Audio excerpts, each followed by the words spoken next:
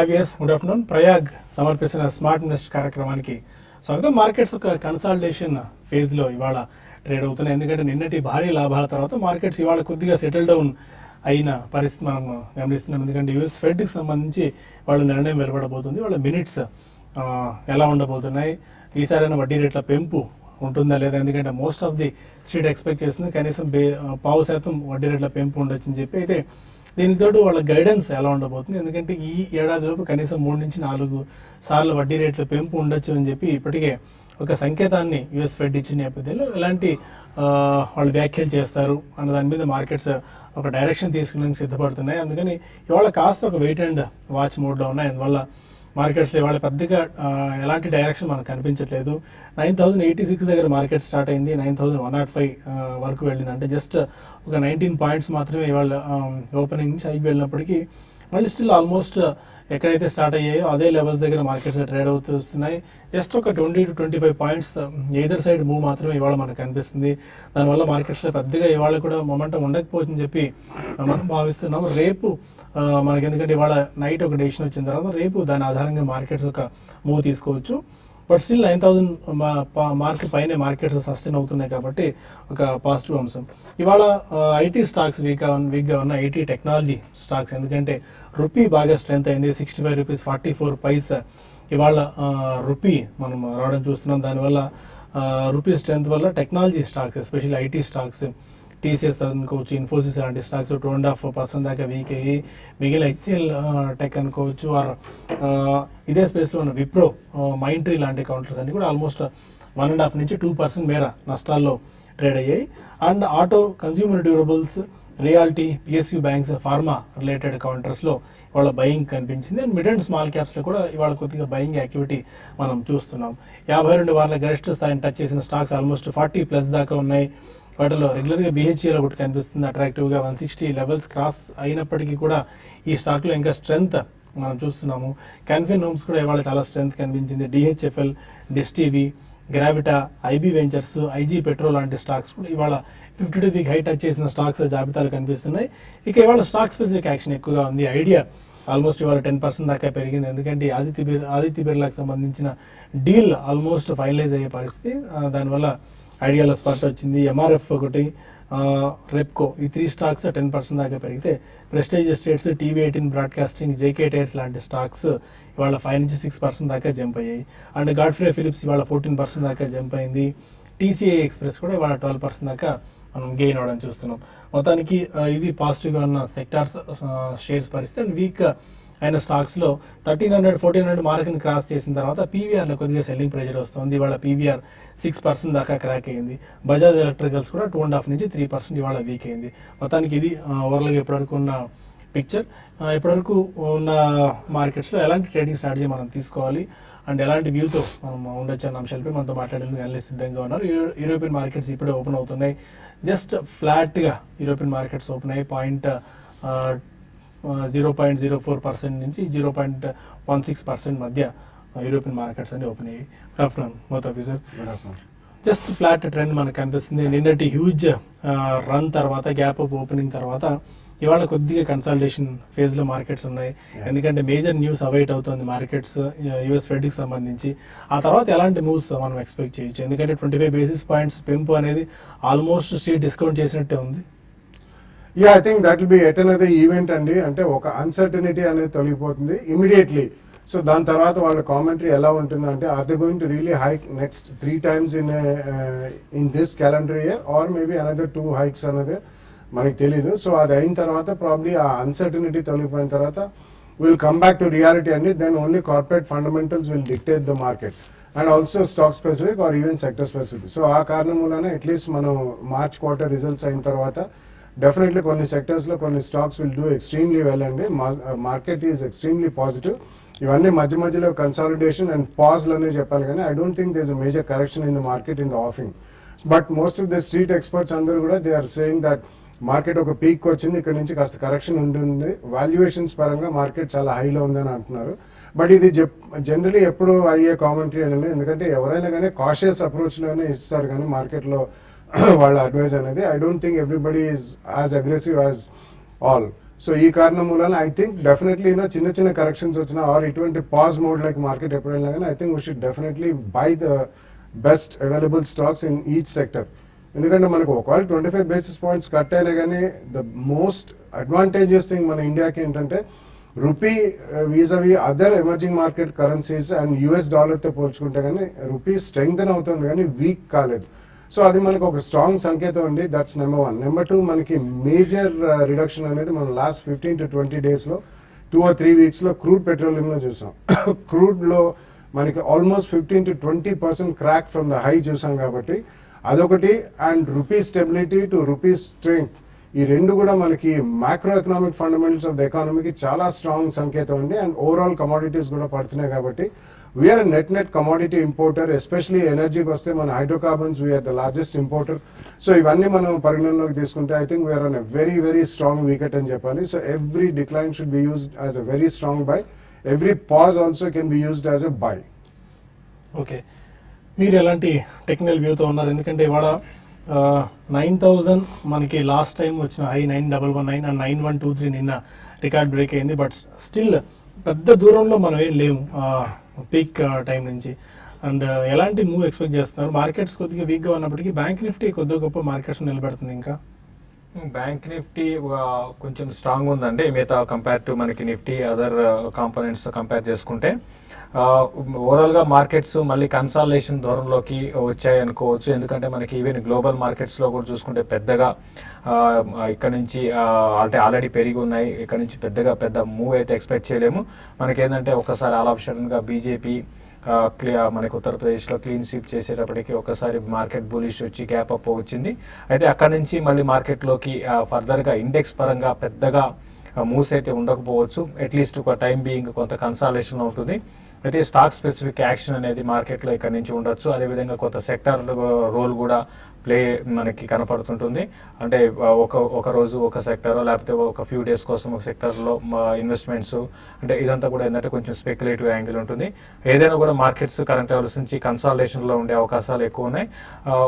కొన్ని స్టాక్స్ని ఈరోజు ఏంటంటే మిడ్ క్యాప్ బ్యాంకింగ్లో కొంత బయింగ్ బాగా కనపడుతుంది. ఐ మీన్ పిఎస్యు బ్యాంక్స్లో మంచి బయింగ్ కనపడుతుంది. అదేవిధంగా కొన్ని స్టాక్స్ లైక్ టైర్కి చెందిన కంపెనీస్లో గ్లోబల్గా కొంత రబ్బర్ ప్రైస్ పడ్డము, వాటిలో కొంత బయింగ్ చూసాము. ఈ విధంగా ఉంది. అయితే ఐటీ కంపెనీస్ రూపీ ఒకసారి స్ట్రెంథన్ కావడంతో ఐటీ కంపెనీస్ అని కూడా దాదాపు ఈ రోజు మార్కెట్ని డ్రాగ్ చేస్తున్నాయని చెప్పొచ్చు. ఇంక రానున్న రోజుల్లో ఐటీ కంపెనీస్ ఇదే విధమైన ట్రెండ్ ఉంటుంది. ఈవెన్ వాళ్ళు బైబ్యాక్ ఆఫర్ చేసినా కూడా బెటర్ ఏంటంటే ఐటీ కంపెనీస్లో షార్ట్ టర్మ్ వ్యూతో ఉన్నవాళ్ళు ర్యాలీస్లో ఎగ్జిట్ కమ్మంటాను. ఇంకా బ్యాంక్ నిఫ్టీకి విషయానికి వస్తే ఎవరి కరెక్షన్లో కూడా చిన్న కరెక్షన్లో కూడా పిఎస్యు బ్యాంక్స్ని ఈవెన్ బ్యాంక్ నిఫ్టీని కూడా బై చేసుకోమని చెప్తాను. ఓకే, కొంతమంది కాలర్స్ లైన్లో ఉన్నారు. ఫస్ట్ కాలర్ టాంజానియా నుంచి రమాదేవి. అడగండి రమాదేవి గారు. నమస్తే అండి. నమస్కారం అండి, చెప్పండి. సార్ అది లూపిన్ ఒకటి అండ్ స్టెర్లింగ్ టూల్స్ ఒకటి ఈ ప్రైస్ పాయింట్ లో ఎంట్రీ అవ్వచ్చా అండి? ఎందుకని హోల్డ్ చేద్దాం అనుకుంటున్నారండి? లాంగ్ టైం ఇన్వెస్ట్ అండి, 2 years అలాగా. Lupin and sterling tools Lupin I think definitely by చేయొచ్చండి. ఈ ప్రైస్ పాయింట్ లోనే ఫస్ట్ బై చేయొచ్చు. ఎందుకంటే లాస్ట్ 10-15 days లో మనం ఒక ఆల్మోస్ట్ న్యూ ట్రెండ్ లాంటిది ఫార్మస్యూటికల్స్ లో చేస్తున్నాం. ఎందుకంటే అండా అప్రూవల్స్ అంటే న్యూ డ్రగ్ అప్రూవల్స్ అమెరికాలో చాలా ఫాస్ట్ ట్రాక్ అయినట్టు మనకు కనిపిస్తుంది. నెంబర్ 1. నెంబర్ 2, రీసెంట్లీ మనం చూసాం ఈవెన్ సన్ ఫార్మా వాళ్ళది Mohali facility one of the biggest facilities అండి. అది గతంలో రన్బ్యాక్స్కి చెందిన ఫెసిలిటీ. ఆల్మోస్ట్ 3 years అయిన తర్వాత రీసెంట్లీ మనకి యూఎస్ ఎఫ్డిఏ క్లియరెన్స్ వచ్చింది. జస్ట్ అబౌట్ 1 month బ్యాక్ మన క్యాడిలా వాళ్ళకు కూడా ఒక ఎస్టాబ్లిష్మెంట్ ఇన్స్పెక్షన్ రిపోర్ట్ అంటే ఈఐఆర్ రావడం చూసాం. సో మనకి యుఎస్ ఎఫ్డిఏ వాళ్ళు not only drug approvals even fast track clearances of projects కూడా ఇస్తున్నారు. అంటే మళ్ళీ సర్వే చేసిన తర్వాత రీసర్వే చేసిన తర్వాత అని మనం చెప్పుకోవచ్చు. So definitely Lupin I think at this price point looks good. Sterling Tools is a micro cap company అండి. But they are one of the strongest players in మన ఆటో యాన్సిలరీ అనే కాకుండా మనం we can also consider it as ancillary to engineering industry. వాళ్ళు basically వాళ్ళు fasteners చేస్తారండి. They are one of the small companies which is extremely strong in terms of fundamentals. కాబట్టి sterling లో మాత్రం కొద్దిగా జాగ్రత్తగా ఉండేది. ఎందుకంటే లాస్ట్ 12-18 months లో చూసుకుంటే స్టెర్లింగ్ టూల్స్ ఆల్మోస్ట్ అబౌట్ 300-400% పెరిగిన స్టాక్ అది. కాబట్టి కొంచెం జాగ్రత్త ఫస్ట్ ప్రైస్ పాయింట్ లో కొనండి. ఎక్కడైనా మనకి సస్టైనబిలిటీ కొంచెం మార్చ్ క్వార్టర్ రిజల్ట్స్ దాని తర్వాత కూడా స్ట్రాంగ్గా ఉంటే కొద్దిగా పెరిగిన అక్కడ కొనొచ్చు. బట్ ఒకటి గమనించండి, కొద్దిగా స్టాప్ లాస్ లాంటిది పెట్టుకోండి. మీకు 15 to 20% ఫాస్ట్ రిటర్న్స్ వచ్చినప్పుడు కొద్దిగా అమ్మండి. ఓకే, ఇక మరిన్ని కాల్స్ అండ్ ఈమెయిల్స్ తీసుకునే ముందు స్మార్ట్ ఇన్వెస్టర్ చిన్న బ్రేక్ తీసుకుందాం.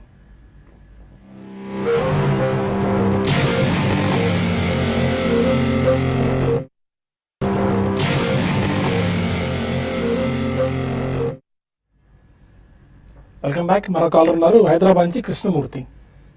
హలో అడగండి Krishnamurthy garu. Sir, good afternoon అండి. గుడ్ ఆఫ్టర్నూన్ అండి. సార్, ఒకటి బన్సాలి ఇంజనీరింగ్, ఓకే ఇది నేషనల్ ఛానల్ లో కూడా రికమెండ్ చేశారండి. ఓకే ఇది ఎట్లా ఉంటుంది? రెండోది Praj industries and Zee Learn long term investment తీసుకోవచ్చా?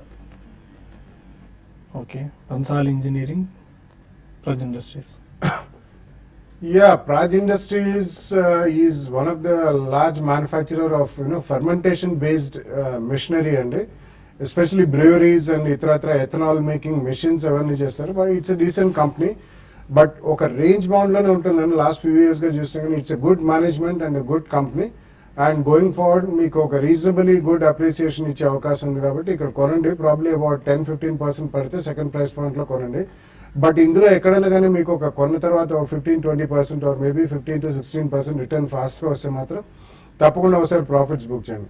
Bansali engineering is also into engineering polymers and plastics అండి. It's a very old company, it's a small cap company, but it's also a decent company. ఎందుకంటే మనం కొద్దిగా engineering sector పుంజుకుంటే capital goods engineering లోనో and even automobiles and ఆటోమొబైల్స్లో కూడా ఈ engineering polymers and plastics అనేవి వాడతారు.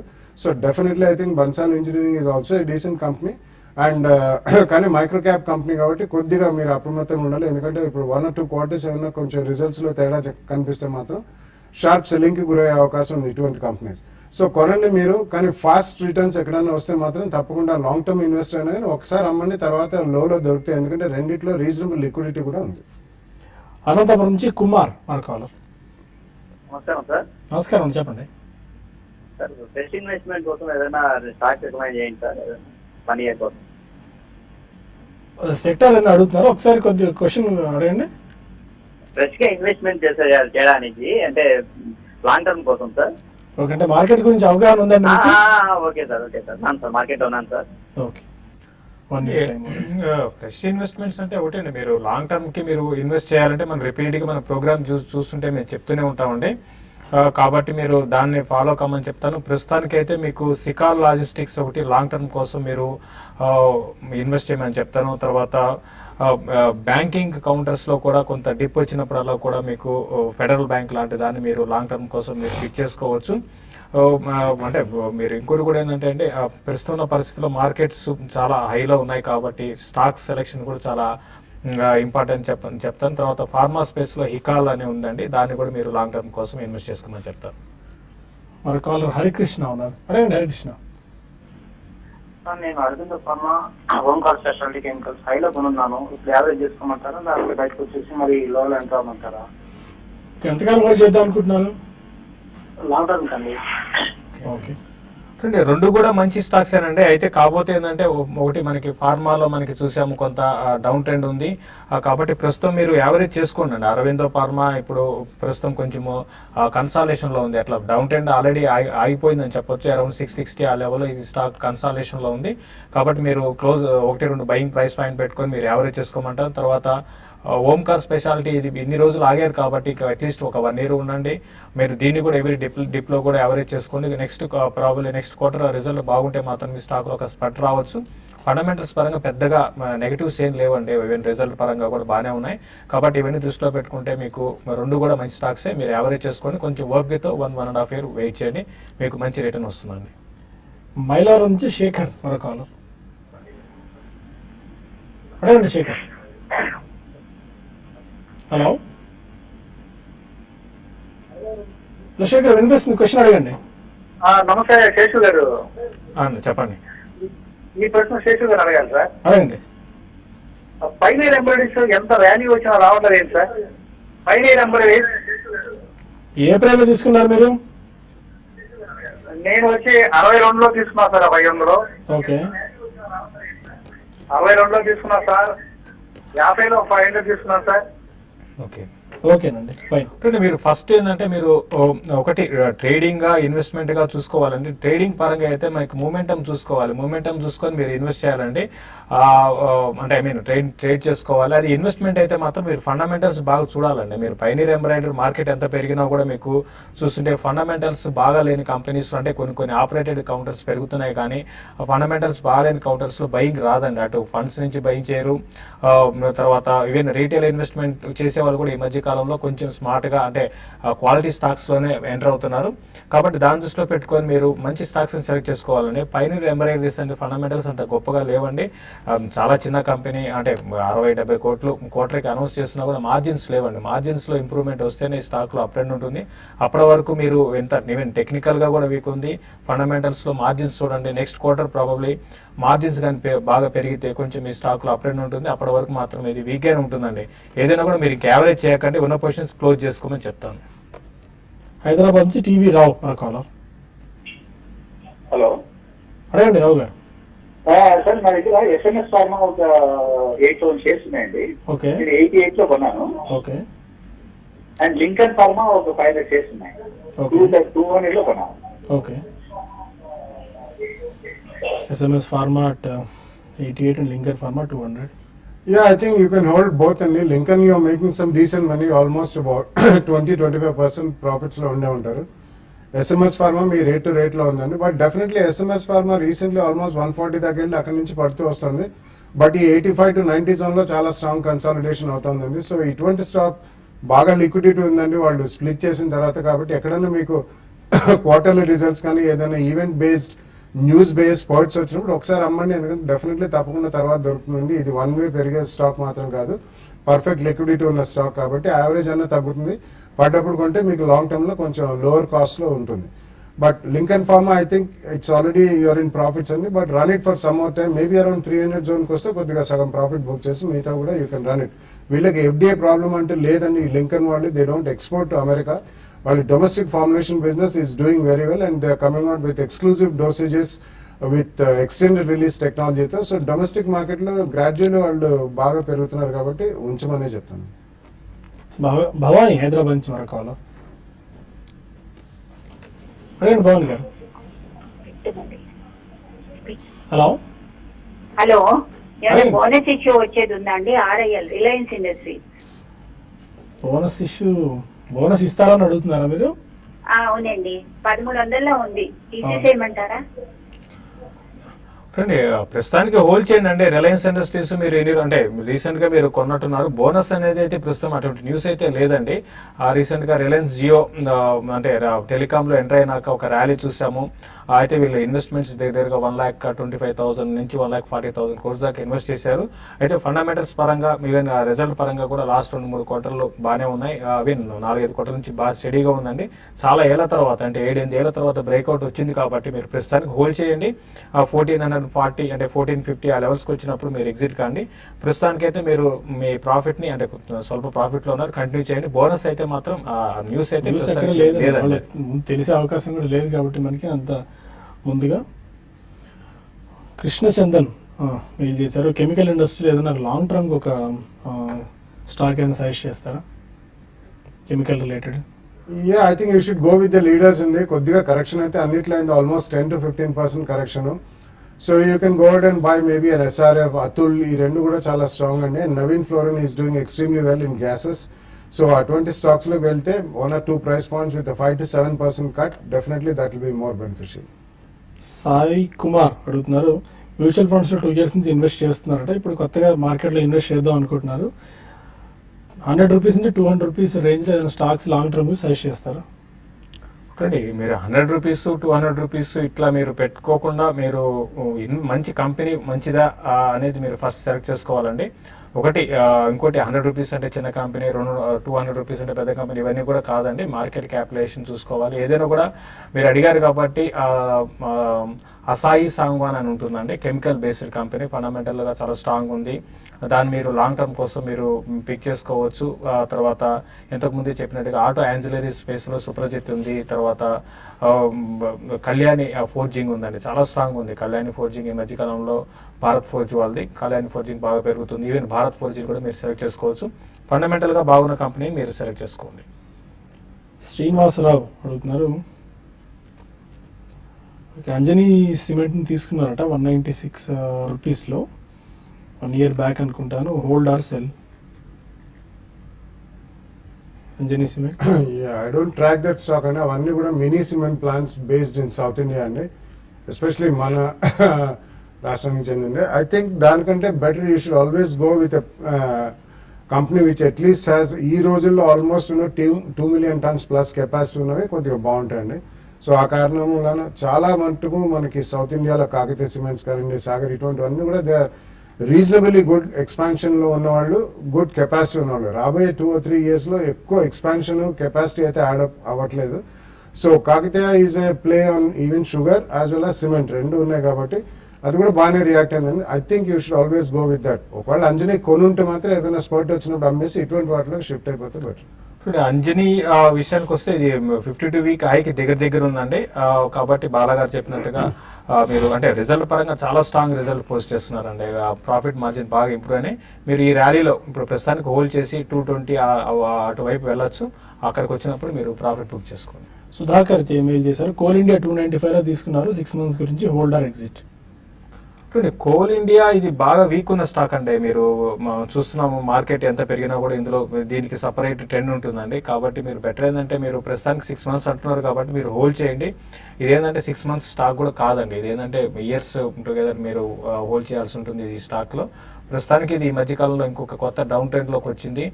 మీరు డివిడెండ్ ఇస్తుంది కాబట్టి మీరు కొంచెం హోల్డ్ చేసి ర్యాలీస్లో మీరు బెటర్ ఏంటంటే ఎగ్జిట్ కానీ నెక్స్ట్ ఇమీడియట్గా అయితే 280 దగ్గర సపోర్ట్ ఉంది. 320 అనేది దాటితేనే మేజర్ అప్ ట్రెండ్ ఉంటుందండి దీంట్లో. ఫైన్, ప్రస్తుతానికి మనకు సమయం మించిపోతుంది. TV5 న్యూస్లో ఇంకా చాలా మెయిల్స్ మనకు పెండింగ్లో ఉన్నాయి. TV5 మనీలో కలుద్దాం యూట్యూబ్ వేదిక ద్వారా. అక్కడ మరిన్ని కాల్స్ అండ్ ఈమెయిల్స్ తీసుకుందాం. Stay with us.